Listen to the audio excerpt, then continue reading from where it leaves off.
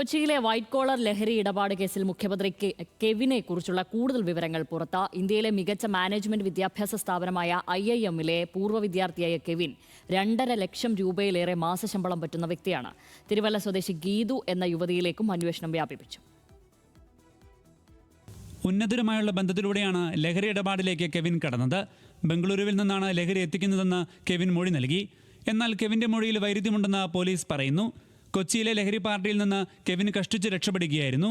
ഇന്ത്യയിലെ മികച്ച മാനേജ്മെന്റ് വിദ്യാഭ്യാസ സ്ഥാപനമായ IIM-ലെ പൂർവ്വ വിദ്യാർത്ഥിയായ കെവിൻ 2.5 ലക്ഷം രൂപയിലേറെ മാസശമ്പളം പറ്റുന്ന വ്യക്തിയാണ്.